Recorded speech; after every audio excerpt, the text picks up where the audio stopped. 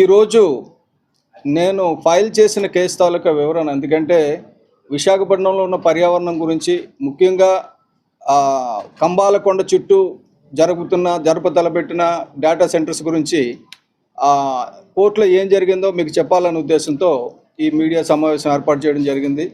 మీ అందరికీ తెలుసు, bill number 137 of 2026 నేను ఫైల్ చేయడం జరిగింది ఒక నెల రోజుల క్రితం. ఆ తర్వాత అందరికీ నోటీసులు ఇచ్చారు, అంటే అధికారులందరికీ. అలాగే అధికారులతో పాటు బుడసర్లోవా రిజర్వాయర్, ఎందుకంటే మన రిజర్వాయర్ పక్కనే ఉంది కాబట్టి సింహాచలం ఏరియాలో కడుతున్న డేటా సెంటర్ కూడా నోటీస్ ఇవ్వడం జరిగింది. ముఖ్యంగా నేను అడుగుతున్నది ఏంటంటే, దేశంలో ఉన్న మన పర్యావరణ చట్టాలను ఫాలో అవుతున్నారా లేదా అన్నది ఉద్దేశమే తప్ప వేరే ఆలోచన ఏం లేదు. దేశంలో ఉన్న పర్యావరణ చట్టాలని ఫాలో అవ్వమని అడుగుతున్నాం. అలాగే వైల్డ్ లైఫ్ యాక్ట్ని, ఎందుకంటే కంబాలకొండ దగ్గర ఉన్న పరిసర ప్రాంతాల్లో కంబాలకొండ అనేది wild life sanctuary. Wild life శాంచురీకి ఒక పర్యావరణ నిబంధన ఉంది. ఏమంటే దాని చుట్టూ 10 కిలోమీటర్ల రేడియస్లో ఏది కూడా కన్స్ట్రక్షన్ చేయకూడదని. 10 కిలోమీటర్ల రేడియస్ అంటే నేను ఆల్రెడీ అక్కడ పెట్టించాను అవతల. ఇది 5 కిలోమీటర్ల రేడియస్ అండి. ఈ 5 కిలోమీటర్ల రేడియస్లో అంటే 1 కిలోమీటర్ రేడియస్లోనే ముడిసర్లోవా రిజర్వాయర్ ఉంది, 2-3 కిలోమీటర్ల రేడియస్లోనే తుర్లవాడ ఉంది. సో ఈ 2 డేటా సెంటర్స్ కూడా 5 కిలోమీటర్ల లోపల వచ్చాయి. బేసిక్ ఏంటంటే, ఇలాగ 10 కిలోమీటర్ల వరకు మీరు చూసినట్టయితే ఇది సింహాచలం కొండ, ఇలాగ పచ్చటి కొండలన్నీ ఉన్నాయి కదా. ఈ పర్యావరణం నిలబడాలంటే మనకి ఈ గ్రీన్ ఏరియా అంతా కూడా కంబాలకొండ అండి. కంబాలకొండ చుట్టూ ఒక 1 కిలోమీటర్ అయితే కన్స్ట్రక్షన్, నో కన్స్ట్రక్షన్ జోన్ కింద ఉంటుంది. 10 కిలోమీటర్స్ వరకు ఏంటంటే ఇండస్ట్రీస్ రాకూడదు. మేజర్ ఇండస్ట్రీస్ ఏవి ఆ పర్యావరణం అంటే ఈ వైల్డ్ లైఫ్ యాక్ట్ దీని ప్రకారంగా, చట్టం ప్రకారంగా రాకూడదు. కానీ వస్తున్నాయి. ఎలాగొస్తున్నాయంటే మనం చూస్తే, ఇప్పుడు ఇది జనవరి 2026 అండి ఈ సంవత్సరం. ఇది చూస్తే ఇక్కడికి జూన్కి వచ్చేసరికి ఇలాగ అయిపోయింది. మనం ఇదివరకు రిషికొండ విషయంలో పెద్ద మాటలు మాట్లాడినా ఇప్పుడు ప్రభుత్వంలో ఉన్న పెద్దలందరూ కూడా గుర్తించాల్సింది ఏంటంటే, మనం చేస్తే మంచిది, ఇంకోళ్ళు చేస్తే తప్పు అనేది కాదు. ఎవరు చేసినా తప్పు తప్పే. ఇది 100% ఈ ప్రభుత్వం చేస్తున్న తప్పు, విధ్వంసం. ఈ విధ్వంసం కూడా ఎంత అంటే, ఈ కొస నుంచి ఈ కొస వరకు కొట్టేశారు కదండి. ఇవన్నీ దారులన్నీ కూడా ఈ తుర్లవాడ కొండ నుంచి గంభీరంగడ్డ రిజర్వాయర్కి వెళ్తుంది. ఇప్పుడు ఆల్రెడీ విశాఖపట్నం చూసాం, ముడిసర్లోవా రిజర్వాయర్ ఎండిపోయింది. ఎందుకు ఎండిపోయిందంటే, అటుపక్క క్యాచ్మెంట్ ఏరియాలో కన్స్ట్రక్షన్స్ వస్తున్నాయి, ఇటు కంబాలకొండ వైపు, ఇటు సింహాచలం వైపు కూడా క్యాచ్మెంట్ ఏరియాలో కన్స్ట్రక్షన్స్ వస్తున్నాయి. సో నేను కోర్టులో కేసు వేసి యుద్ధం చేయడం ఒకటి. నేను రిక్వెస్ట్ చేసింది ఏంటంటే, మన ఈ ప్రభుత్వ అధికారులు కానీ, రాకపోతే ఈ ప్రాజెక్ట్ కడుతున్న వాళ్ళు కానీ, మీరు ఈ దేశంలో చట్టాలను ఉల్లంఘించకండి. నేను అది ఒకటే రిక్వెస్ట్ చేస్తున్నాను. ఈ దేశంలో ఉన్న చట్టాలను ఉల్లంఘిస్తూ ఏం చేసినా సరే డెఫినెట్గా చట్ట ప్రకారంగా కూడా వాటికి వ్యతిరేకించాల్సి వస్తుంది. ఎందుకంటే నేను ఈ ప్రయాణం నాది ఇప్పుడు కాదండి. ఎందుకంటే నియమ్ గారు అని చెప్పేసి రాయగడలో ఆదివాసీలు వాళ్ళ హక్కుల గురించి పోరాడుతూ ఉద్యమాలు చేసినప్పుడు అక్కడ స్వయంగా అక్కడ ఉండి వాళ్ళతో ఉండి నేను చూసింది ఏంటంటే, ఆదివాసీలు అప్పుడు వేదాంత ఇండస్ట్రీ వస్తే దాన్ని ఉద్యమం చేసి ఆపేశారు. అప్పటికి 3-4 వేల కోట్లు ఖర్చు పెట్టేశాం కాబట్టి దీన్ని పర్మిట్ చేయండి అని చెప్పేసి చిదంబరం గారు అడిగితే, అప్పుడు ఫైనాన్స్ మినిస్టర్, అప్పుడు పంచాయతీరాజ్ మినిస్టర్గా ఉన్న అతను, క్యాబినెట్ మినిస్టర్ కిషోర్ చంద్రదేవ్ గారు చట్టాన్ని మారిస్తే కానీ చేయడానికి అవ్వదని చెప్పారు. అప్పుడు రాహుల్ గాంధీ గారు ముందుకు వచ్చి అక్కడ నిర్ణయం తీసుకొని ఆపారు. చాలా సంతోషం.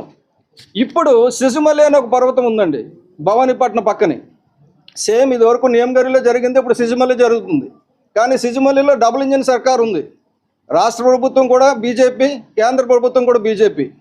అక్కడ ఆదివాసీలు చాలా ఇబ్బందులు పడుతున్నారు. నిన్న చూసాం మనం, ఆదివాసీలు గిన్నిస్ బుక్ ఆఫ్ వరల్డ్ రికార్డ్స్లో ఎక్కారు, బాగుంది. కానీ వాళ్ళ బతుకులు గిన్నిస్ బుక్ ఆఫ్ వరల్డ్ రికార్డులు ఎక్కడం లేదు, వాళ్ళు డాన్సులు ఎక్కుతున్నాయి. ఇది నేను ప్రభుత్వాలని, అన్ని ప్రభుత్వాలని, అంటే కేంద్ర ప్రభుత్వాన్ని, రాష్ట్ర ప్రభుత్వాన్ని, ఒరిస్సా ప్రభుత్వాన్ని కూడా నేను అడుగుతున్నా. డెఫినెట్గా వాళ్ళ తరపున ఎవరు నిలబడడానికి రాలేదు. మొన్న సిజుమలి వచ్చేసరికి, నియమగిరి వచ్చేసరికి అందరూ వచ్చారు, అడ్డారు. కానీ సిజుమలి వచ్చేసరికి బీజేపీ రాష్ట్ర ప్రభుత్వంలో ఉంది, బీజేపీ కేంద్ర ప్రభుత్వంలో ఉంది, వాళ్ళు అడ్డడంలా. కానీ ఇదివరకు రాష్ట్ర ప్రభుత్వంలో ఉన్న బీజేపీ అడ్డుతుందంటే వాళ్ళు అడ్డడంలా. ఇదివరకు దీన్ని ఆపేసిన ఇందిరా కాంగ్రెస్ పార్టీ రాహుల్ గాంధీ అడ్డుతారంటే వాళ్ళు ఆపడంలా. ఎందుకంటే అందరికీ కూడా ఫండ్స్ ఇస్తున్నారు వేదాంత వాళ్ళు.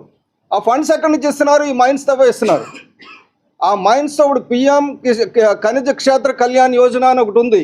ఆ పిఎం ఖనిజ క్షేత్ర కళ్యాణ్ యోజన అంటే గిరిజన కళ్యాణం కాదండి, మైనింగ్ మాఫియా కళ్యాణం. వాళ్ళ రోడ్ల గురించి సిసిమాలి మొత్తం గ్రామాన్ని తీసేసి గ్రామం మీద నుంచి 80 అడుగుల రోడ్డు వేస్తారట. ఆ 80 అడుగుల రోడ్డు దేనికంటే ఆదివాసీల కళ్యాణానికి. ఆదివాసీలకి 80 అడుగుల రోడ్డు ఎందుకండి?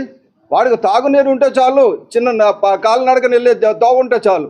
కానీ ఇదంతా కూడా గిరిజనుల డబ్బులు ఖర్చు పెట్టి, అది డిస్ట్రిక్ట్ మైనింగ్ ఫండ్ ఖర్చు పెట్టి రోడ్లు ఎవరి గురించి చేస్తున్నామంటే we're laying the roads for the mining companies. కాబట్టి అక్కడ ఎలాగైతే డబుల్ ఇంజిన్ సర్కార్ ఉందో ఆగిపోయిందో, ఇక్కడ కూడా డబుల్ ఇంజిన్ సర్కారే. కాబట్టి అక్కడ వేదాంత వాళ్ళు వచ్చారు, ఇక్కడ అదానీ వాళ్ళు వచ్చారు. ఇక్కడ అదానీ వచ్చి డేటా సెంటర్ పెడతానంటే హడావిడిగా ఫౌండేషన్ వేశారు. సుప్రీంకోర్టు జడ్జిమెంట్ ఇచ్చింది, మీకు అనుమతులు లేకుండా ఫౌండేషన్ స్టోన్ వేయొద్దని.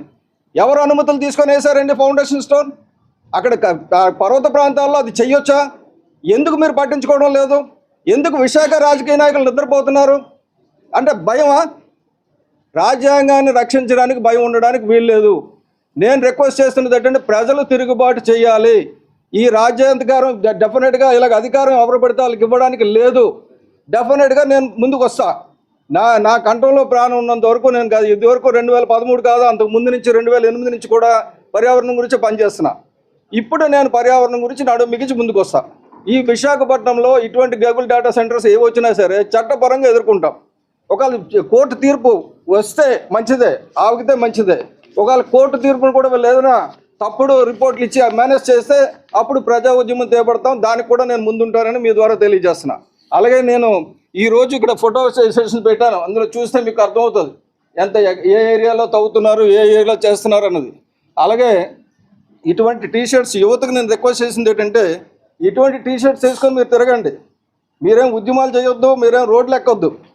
మీరు say no to data center because environment is most important. అలాగే ఎవ్రీ వన్ ఫర్ ఎన్విరాన్మెంట్, ఇటువంటి టీషర్ట్స్ వేసుకొని తిరగండి. అంటే అదే మనకి చెప్పాల్సింది. పైకి కోర్టులకు వెళ్ళడానికి మీకు టైం ఉండదు, మీ ఆఫీసులకు వెళ్ళండి, మీరు ఎక్కడికైనా వెళ్ళండి. మా ఊరు నా పర్యావరణం, ఐ ప్రొటెక్ట్ మై ఎన్విరాన్మెంట్, ఇటువంటి స్లోగన్స్ వేసుకొని మీరు వెళ్ళండి. డెఫినెట్గా దీనికి పెద్ద ఉద్యమం జరగబోతుంది. దేశవ్యాప్తంగా ఈ జరిగే ఉద్యమంలో విశాఖపట్నం నుంచే శ్రీకారం చుడుతున్నాం. ఎందుకంటే ఈవెన్ ఇదివరకు గతంలో నక్సల్ మూవ్మెంట్ కూడా తిరుగుబాటు ఉద్యమం ఎందుకు వచ్చింది శ్రీకాకుళం నుంచి అంటే, ఎక్కువ అనగదొక్కితే వస్తుంది ఎక్కడి నుంచి అయినా సరే. ఇప్పుడు నక్సల్స్ని అనగదొక్కేసామంటున్నారు, అనగదొక్కేశారు, కానీ ఆదివాసీలు బాధలు తప్పించారా? లేదు. కాబట్టి ఈ అణగదొక్కడం చాలా తిరుగుబాటు అవుతుంది దేశవ్యాప్తంగా, ఇది మంచిది కాదు. ఇప్పటికే చూసాం మనం ఆల్రెడీ, అక్కడ ఎవరో ప్రశాంత్ కిషోర్ గెలిచారు. ఎందుకు గెలిచారండి? మనకు గర్వం ఎక్కువైపోతే ఎవరైనా గెలుస్తారు. ఇదివరకు కాంగ్రెస్ వాళ్ళు చెప్పారు మనం ఓట్లు చోరీ చేశారని. ఓట్లు చోరీ చేస్తే ప్రశాంత్ కిషోర్ గెలడు కదా. కాబట్టి ఒకటి, ఎవరిని అధికారంలో పెట్టాలన్నా ఎవరిని అధికారంలో తీయాలన్నా ప్రభువులు ప్రజలు ఇది గుర్తించుకోవాలి. ముఖ్యంగా యువత దీని గురించి ముందుకు రావాలని చెప్పి అందరినీ రిక్వెస్ట్ చేస్తూ, ఎట్ ద సేమ్ టైం నేను చెప్పేది ఏంటంటే, నేను కోర్టు ఏది తీర్పిస్తే దానికి శిరసావహిస్తాం. కోర్టు ఆధీనంలో ఉన్నాయి డిస్ప్యూట్స్ అన్నీ. కానీ నేను రిక్వెస్ట్ చేసేది ఈ ప్రభుత్వాన్ని, ఈ తాలూకా ప్రాజెక్ట్ ప్రమోటర్స్ని ఇల్లీగల్ యాక్టివిటీస్ పాల్పడవద్దు. Thank you very much. నమస్తే.